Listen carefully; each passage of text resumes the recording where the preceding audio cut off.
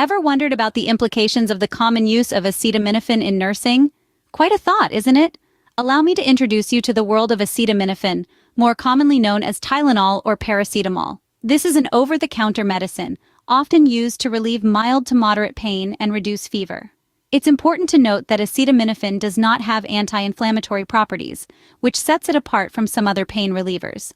Understanding acetaminophen and its effects on the body can provide a deeper insight into its nursing considerations.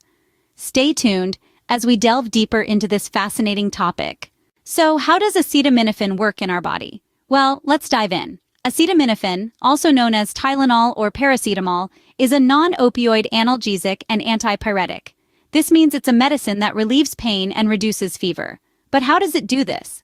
Scientists believe that acetaminophen exerts its effects by inhibiting the synthesis of prostaglandins in the central nervous system, or CNS for short. Prostaglandins are substances in the body that promote pain, inflammation, and fever. By blocking their production, acetaminophen helps to ease pain and reduce fever. But here's the thing, its exact mechanism of action is not completely understood. Some researchers suggest that it might block the production of other chemicals in the body that cause pain and inflammation.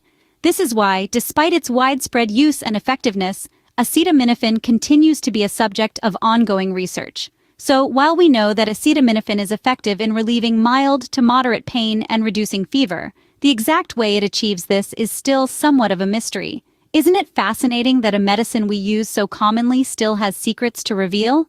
Despite its common use, its exact mechanism of action continues to be a topic of research. But what does this mean for nurses and patient care? Acetaminophen, also widely recognized as Tylenol or paracetamol, is a common household name. But as nurses, it's critical to understand the precautions and contraindications associated with this medication. For instance, special caution is advised for patients with hypersensitivity to acetaminophen and those with renal or hepatic impairment. The medication is also to be used with care in certain patient populations, such as the elderly, pregnant or breastfeeding patients, and children under the age of 2. Now let's talk about potential adverse effects. Abdominal pain, nausea, vomiting, headache, and dizziness are some symptoms that patients may experience. Moreover, taken in excessive amounts, acetaminophen can lead to liver damage. This is why patient education is so crucial. As nurses, we need to inform patients about the appropriate dosing and the importance of avoiding other products that may contain acetaminophen. Patients should also be advised to promptly report persistent pain or fever.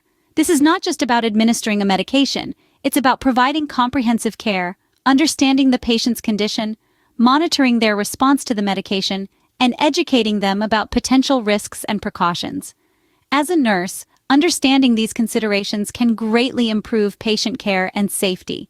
Please visit us at NurseStudyNet for a more comprehensive article about acetaminophen.